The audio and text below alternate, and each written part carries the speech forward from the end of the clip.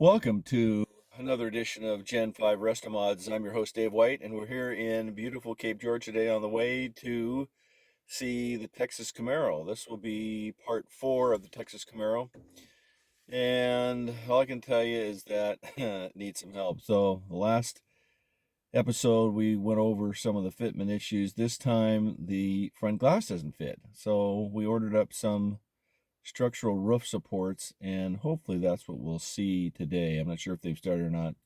There's another 69 Camaro in there that we might take a look at too. It was in primer the last time, so let's see what we've got today. Okay, so here we are looking at the Texas Camaro, and so this piece here I can see is skinnied up. Yeah. It's not even the right piece. It looks like it was cobbed from who knows what. Well, you can tell there's been a bunch of, like, if you look at this welding up in here, see what's going on up in here, and this is all dipped down, and then there's pretty scabbed up inside of here. Yeah, well, that's the way it is, you know. Yeah.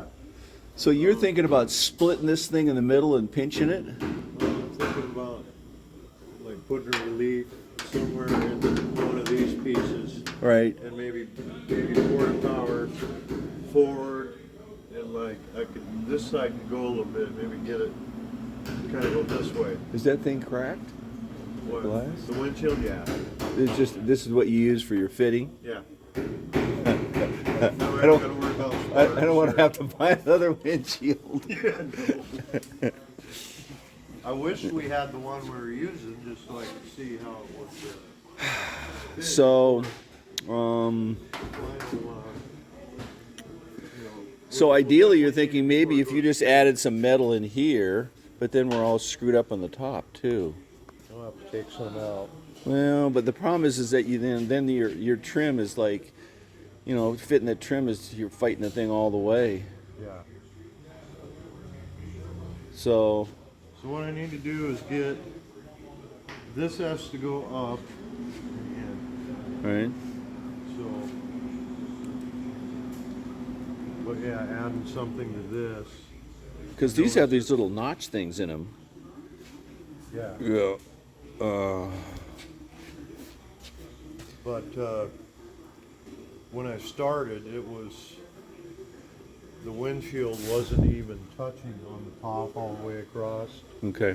And when I cut the three pieces out of the way, Right. it just sunk a had little bit. enough to come down to where it was supposed to be. It wouldn't move without ruining Right. the whole upper panel with those pieces in that I cut out. As well. You can see how nice they came out. There they are laying on the floor. Whoa.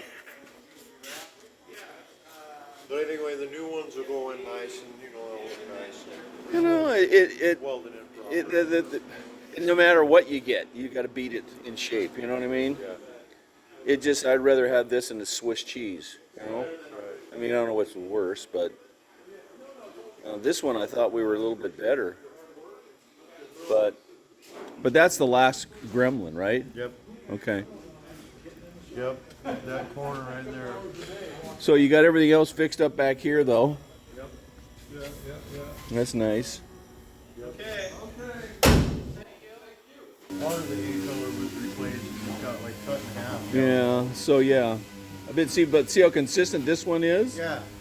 Why is that other one all? It's a little bit fatter on the bottom. They kind of narrow down a little bit. Yeah, but this side actually looks pretty good. Your gaps are nice. Yeah. That side just completely wonkers. I think somebody got beat around weird or got a twist in it. Might have been cut on and off a time or two. So we got our hood on there. Yeah. Good.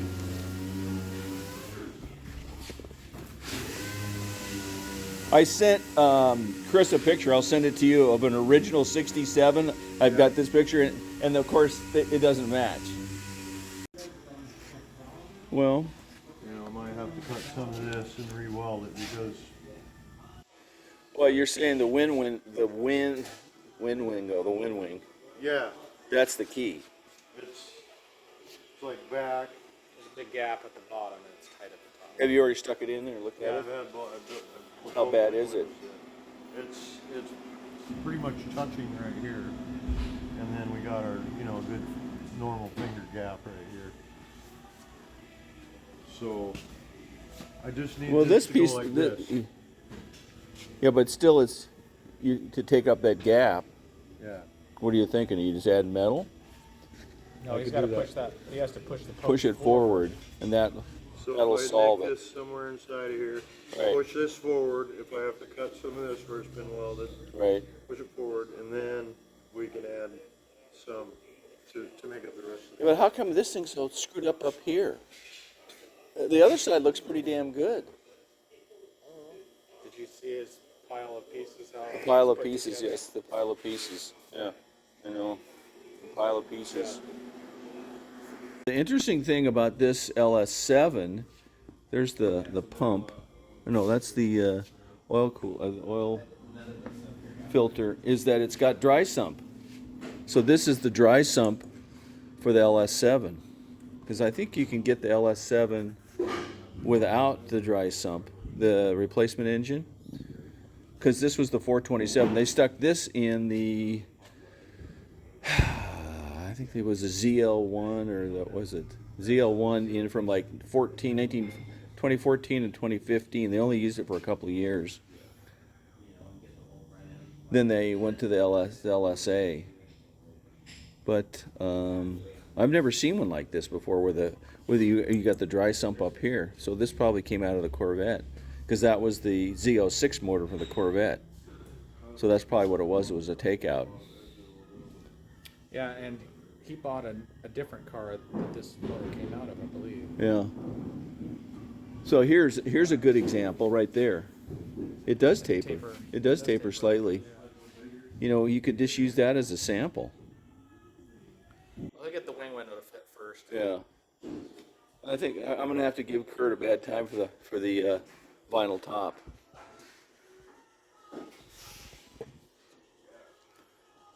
Well, it's tough to make those look good. Oh, I didn't realize that there's battery in the back. I got to do that on mine.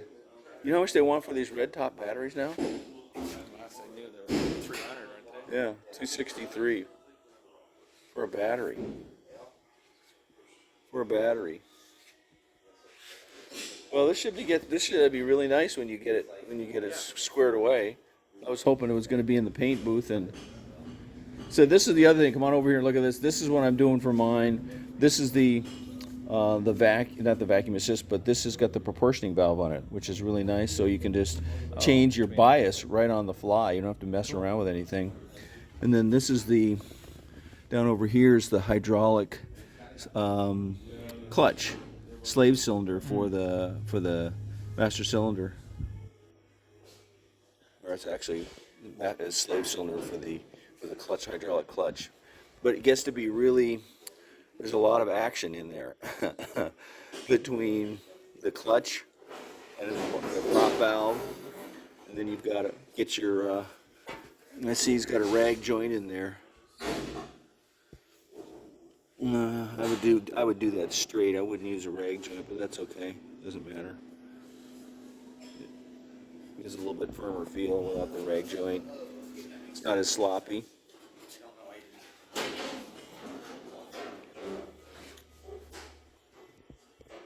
This is a beautiful Corvette. I think it's 5960. I can't remember the year of it. Oh yeah, they're putting it all back together again. And if I'm not mistaken, it's a fueling? No, it's dual quads, yeah. What was it, a 59 or a 60? 60. 60. Sucked the gas out of it yesterday. It's like tar coming out of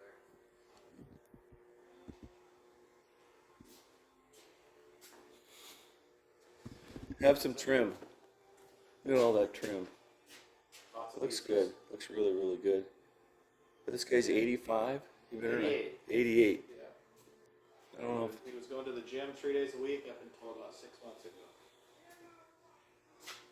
So these, who's been working on this? Jeremiah's been doing this? yeah. Boy, Talented guy. a lot of detail and persistence. Looks great. Looks really good. Excellent. Those gaps, perfect. Well, that's going to be a nice car. It is a nice car. Needs to have the historic plate.